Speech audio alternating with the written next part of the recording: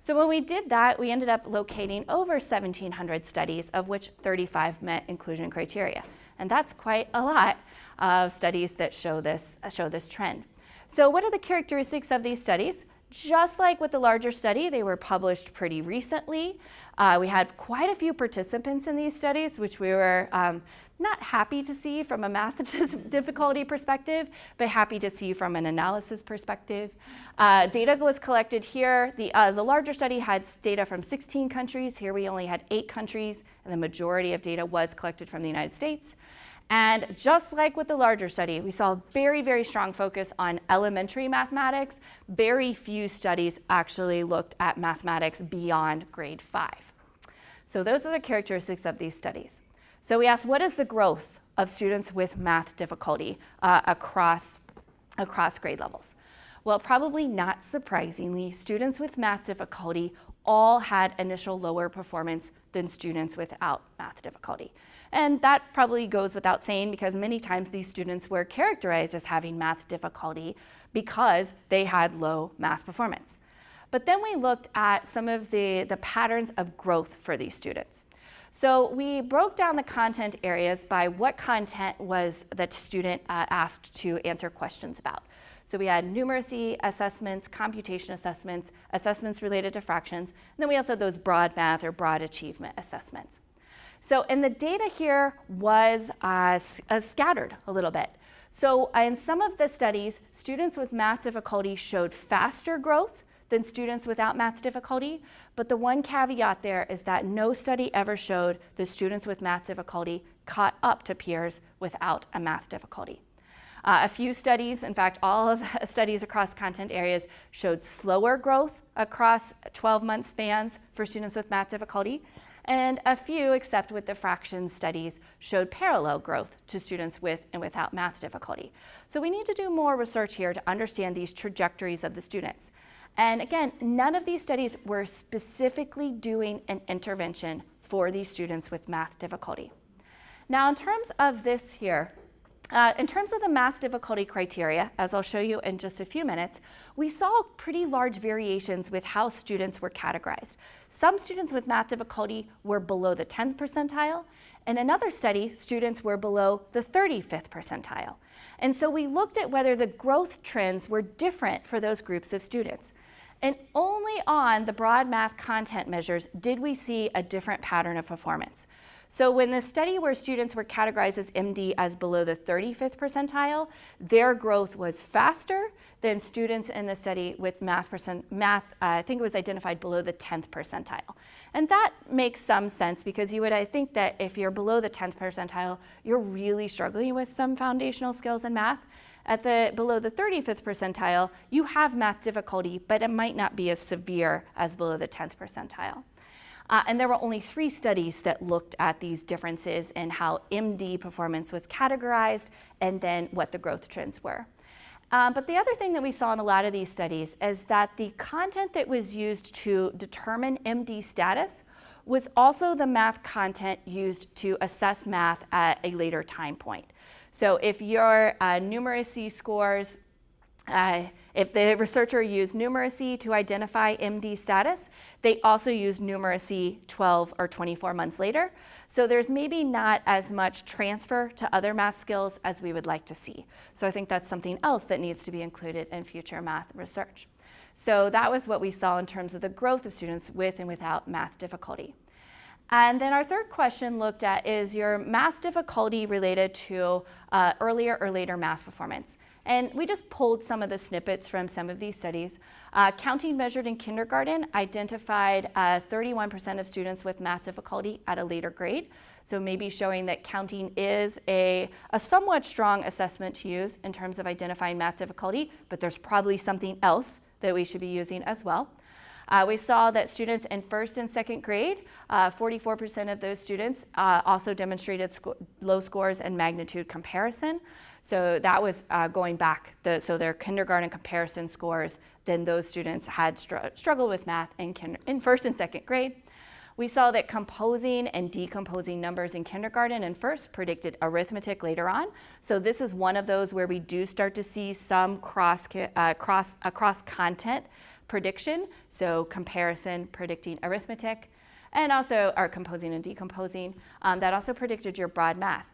And what we saw in these last two studies here, how you think about putting numbers together and taking numbers apart, was a stronger prediction of your third grade math score than your second grade math score. So some of these predictors actually get stronger as students progress through the later grades.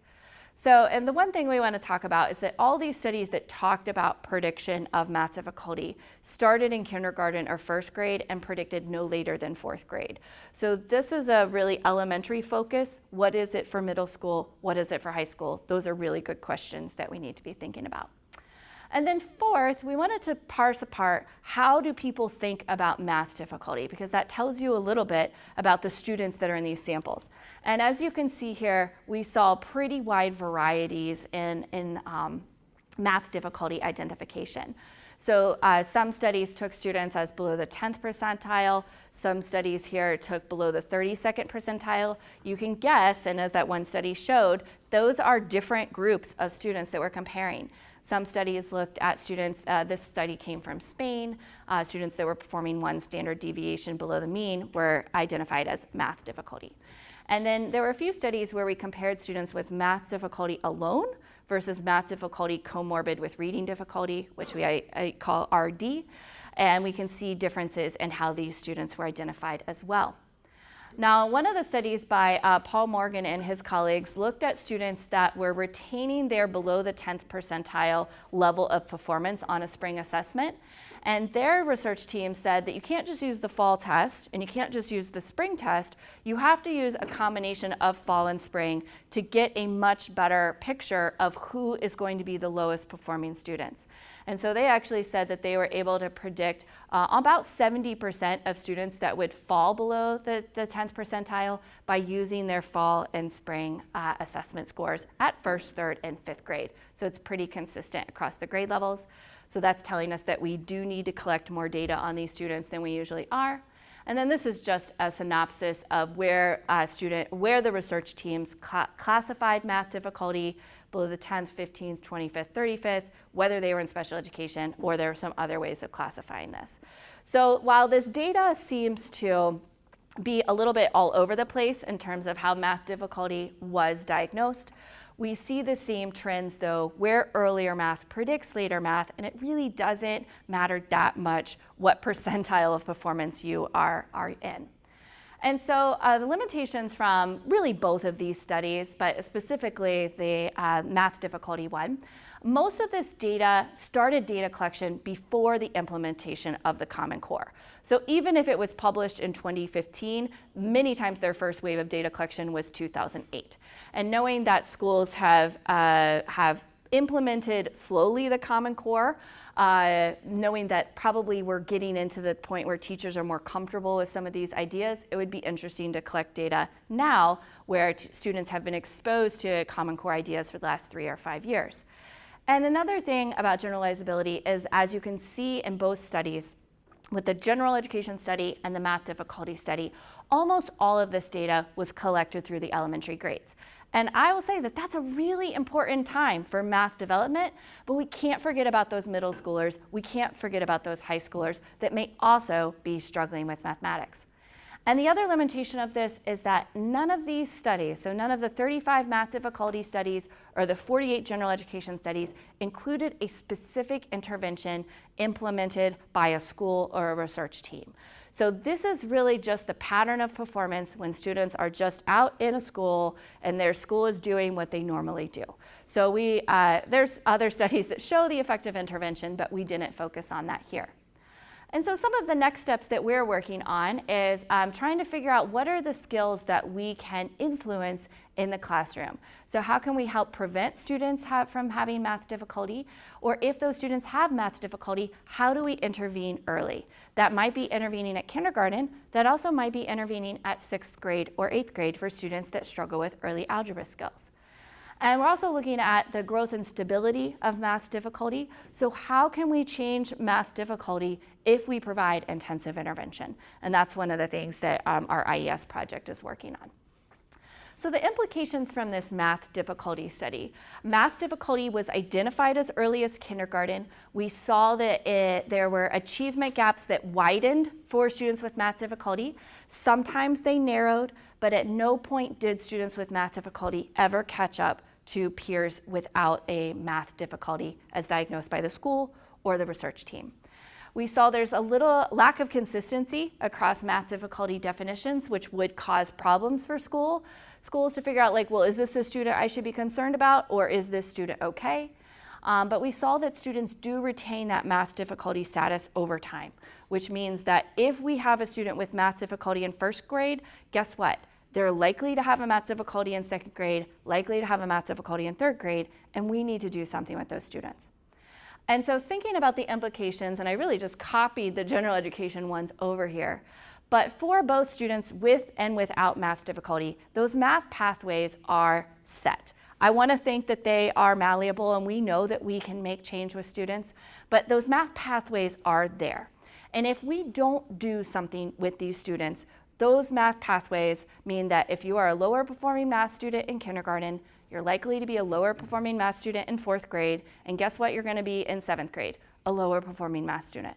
So if those pathways are mostly set, we need to do something to help these children. So we need to, again, assess students early and assess regularly. I know that schools don't want to do more assessments. I think a lot of students are already over-assessed, but it's absolutely essential that schools have a pulse on the math performance of the students in their school.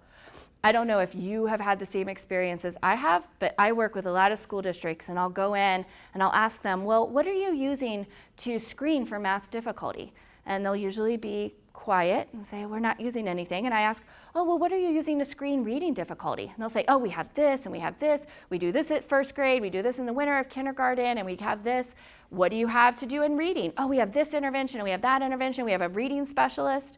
Do schools ever have that same level of support in mathematics? They do not. I have not met the school that has that same level of support in mathematics, but we need to be screening students for mathematics regularly. And if they are showing lower math performance, we need to be providing targeted interventions for those students. We need to have more math specialists in schools that can provide that targeted support for students. So assessing early and regularly, and intervening earlier and regularly. And that's really all I have for you today. So if you want this presentation, I can send it to you as a PDF. I'm also on Twitter and also have my own website, mostly for dissemination of teacher materials. But please feel free to get in contact with me, and we have a few minutes to have a discussion. And hopefully I didn't depress you, but hopefully I made you like, oh, we have to go and do something. So what kind of questions or comments might you have? So young. Hi, Sarah. Thank you so much for sharing. Oh, thanks for coming. So I'm wondering if you could tell us if there were if there was any variability by demographic characteristics. You know, so that is something that we did not look at in this study. And if you or another colleague is interested, we have all of the studies collected.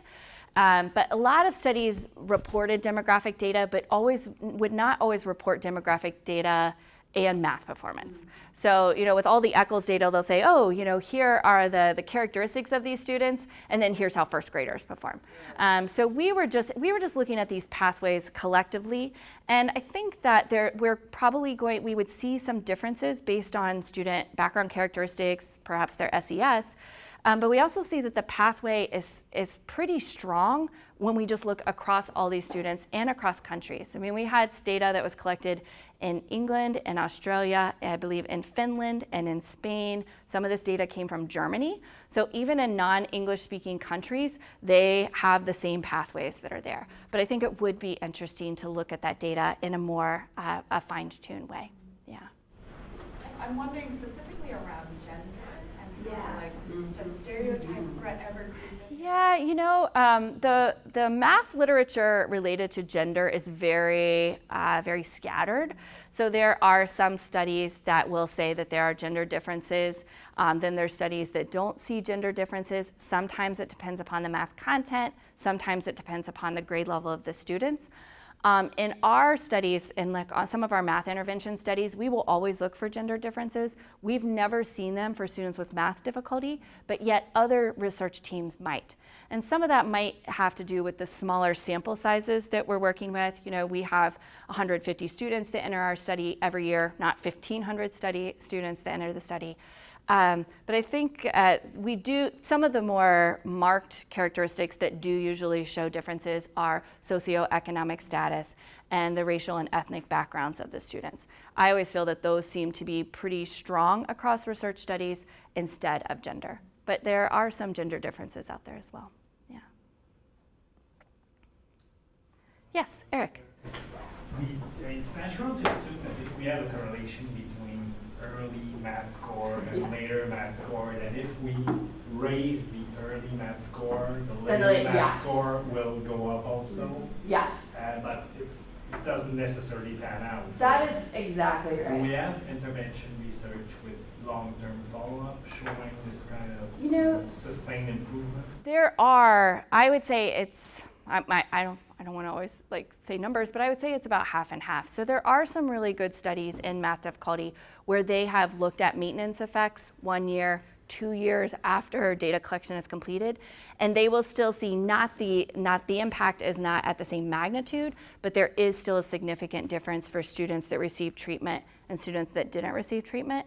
Other studies will say, oh, we don't see maintenance effects a year later, 6 months later, 18 months later, and that type of thing. In our third grade project right now, we're collecting data into fourth grade, but we haven't analyzed it. So I'll keep you posted on that. But I think the one thing, there's a researcher who I saw at a math cognition meeting a few months ago, Drew Bailey. He's looking at this in terms of, I believe, impacts of the building blocks program from Doug Clements, like into later grades. And they see a gradual fading of those results. But their whole hypothesis is that if you don't keep up that intensity in first grade of math intervention, if you don't keep up that intensity in second grade, and you don't provide those supports to students, like of course we would expect those results to fade. So. But it is a good question because it can't be like, oh, let's just do all this stuff at kindergarten and then release all of those supports. It seems that for some of these students, they are going to need pretty intensive supports throughout their career. And one of the things as teachers is that, or as schools, I will say, schools are pretty hesitant to identify students as having a specific learning disability early on. And in fact, even in third grade, we see very few students identified with a learning disability related to mathematics. We see many more students identified with a learning disability related to reading. And because schools are hesitant to identify students, because there's pluses and minuses to that, there is stigma attached with disability diagnosis and that type of thing, but then that often means that some of these students are not receiving the supports that they really could use. And once you do have a disability diagnosis, then those supports are supposed to be there for you, but it's for those students that are kind of in this gray area. They don't have a diagnosed disability. They're not a typical performing student. Well, you know, how do we support those students and give them a continuum of support that they require? Strong tier 1 intervention. Yeah, strong tier 1. Yeah, and you know, a lot of schools are doing that. Some schools need improvement with that.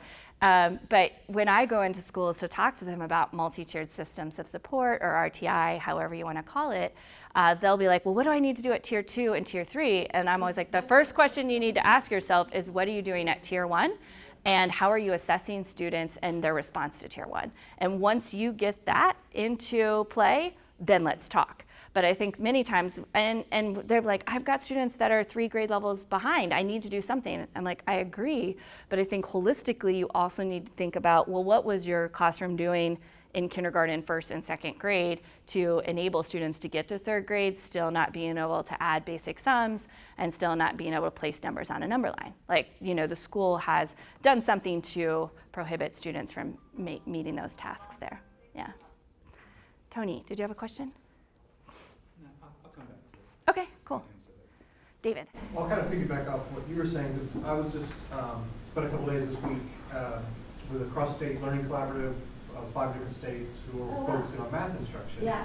And so we were talking about the practitioner impact implications of what everything you're talking about here. Uh-huh. And their tier 1 was exactly what they were talking about, was because one of the state directors said a lot of their students don't have math disabilities, they have teaching disabilities. And the teachers themselves don't necessarily have the conceptual understanding. They're still stuck in like procedures, and so then they echo the same thing that one of the states said, 40% of our students who don't pass in 3rd grade are still not passing in high school, and nothing changes along the way. Yeah. And so it's just real interesting to see this how it all comes support. together. Yeah. Well, and I think that like if we see that 40% of our students are not meeting 3rd grade benchmarks, and those end up being the 40% of students that are not meeting end of 8th grade benchmarks, that really just makes the case that, man, in 4th grade, you need to be doing some really intensive work with these students. And then you also need to be going back and looking at what happened in preschool, kindergarten, 1st grade, and 2nd grade. And there's, I feel like, so many reasons that these students have math difficulty. I don't always want to blame it on teachers, but you are right that many teachers feel not as comfortable with mathematics, teaching mathematics, as they feel comfortable with teaching reading.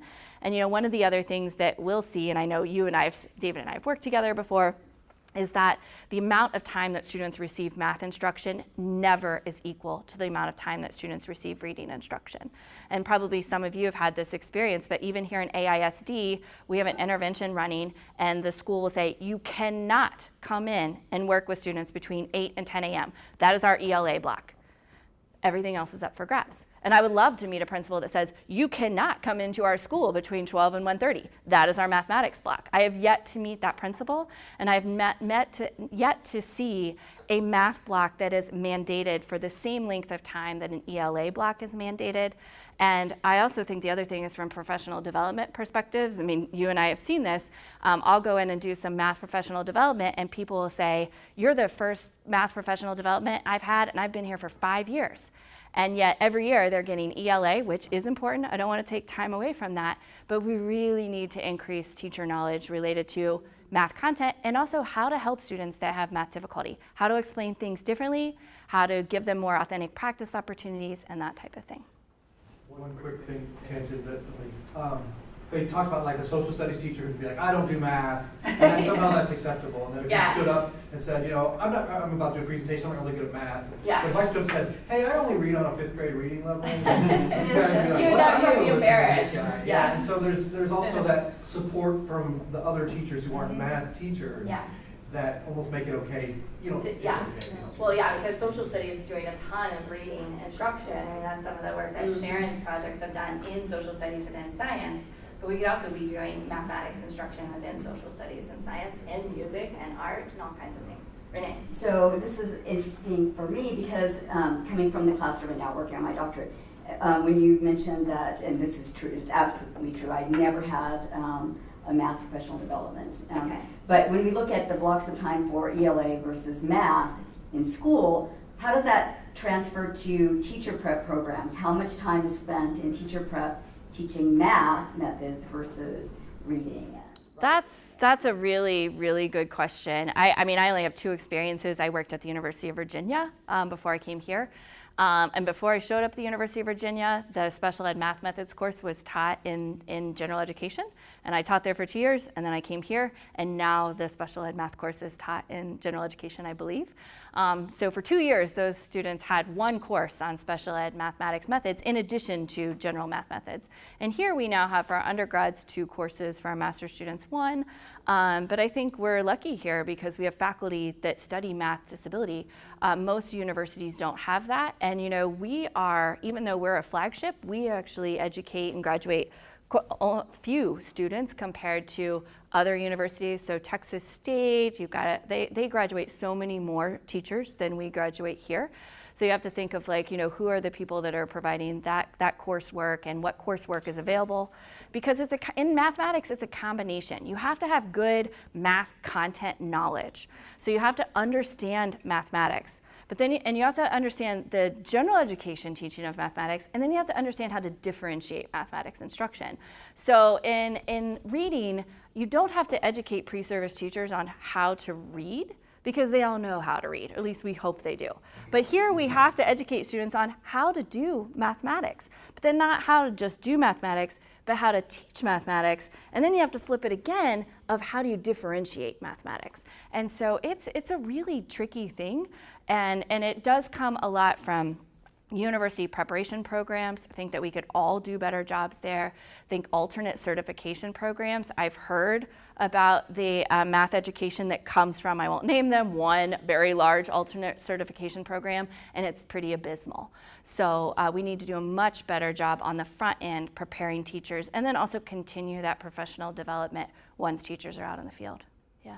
Pam? Sarah, I think that one of the key components of this whole thing is the use of screening assessments and teachers understanding their assessment data. Yeah. Because my personal belief, and I work towards that in our professional development, is that once teachers see the data, and I'm not anyone who says let the tests drive instruction, but I think that in math, I think that if teachers see the data and reflect on what's in their curriculum and what's the sequence for teaching these skills, I think it'll make a huge difference. The lack of screening and progress monitoring, the use of those assessments, we have some in Texas that are free, but people don't know about them anymore. Yeah. You know, and so when we tell them about them, we say, oh, they're on our website, you know, you can go get those intervention materials. They're like, whoa. Yeah. And so we get all these questions about it. So I think that the assessment data, at least when teachers start looking at how their kids perform, it helps them figure out what the kids haven't had and how they need to differentiate their instruction. Yeah, I agree. I would like schools to say, well, this is our reading screener and this is our math screener. And this is how we make decisions on our reading screener, and this is how we make decisions on our mathematics screener. I would like to get us to that point so that then teachers actually have a pulse for what they're teaching students. Kind of a thing that occurred to me while you were talking is there's a study that came out kind of recently where it said that in kindergarten, so much of the math, I think it was 60% of the math, I would need to look back at this, was actually things that students already know. So kindergarten is this classic, we do shapes, here's a circle, here's a triangle, let's count to 5. And some students really need that, but they actually saw that most students already had a pretty good understanding for basic shapes, so like let's do something else. And so I think in some ways it's using your screening data to identify the students that are having difficulty, but also using your screening data to realize, you know, if all of my students are fluently counting to 10, maybe I need to be providing something that goes beyond that. And I think I got into that trap. You know, kindergarten is the year you do the number man and all of that stuff, and it's like really fun, and you kind of teach kindergarten like you learned kindergarten, but it might not be that all of those students really require that instruction, but some really might need it, yeah. So it goes both ways, yeah. Any other questions or comments? Yeah. Is there evidence with all the intervention that takes place in reading and all the pre-assessments and tracking of the data over time and the specialists that they're actually able to break the mold, like break the pathway? So there's one study, I guess I need an Excel update on my laptop there. There was a pretty famous RTI study that came out about 2 years ago that showed that schools that actually did this made negative gains. A lot of people say that the way that data was gathered and the students how the students were screened into that study really isn't an accurate portrayal of RTI. On a single case by single case study, we do see that we can make change in how these students think about reading and think about mathematics. And in fact, many times the math intervention research from special education or school psychology is almost stronger than reading research because these students can show more gains across the school year. So I would say that research is developing, but you know, if we realize that that's not what we need to do, then but we still need to service these students because they're struggling with reading, they're struggling with math, and we can't pass them from one grade level to the next saying, that's okay. We have a third grade math word problem tutoring program this year, and one of my tutors has a student that's a non-reader in third grade. And so they're with us, and we're reading all the word problems out loud, but it's really hard to do word problems if you are, from what I understand, he is a total non-reader, doesn't really understand sight words, not able to sound out words. So that student has probably more difficulties than just math difficulty, but how did that kid get to third grade that way? They've been in kindergarten, first and second grade, and now they're in third grade and a non-reader. Just think about that pathway for that student. It makes my heart hurt, because I think life's going to be harder for that student than many others. So thanks on that happy note. Thank you so much for coming today. And if you do want more information, please feel free to email me and reach out. So thanks, I appreciate it.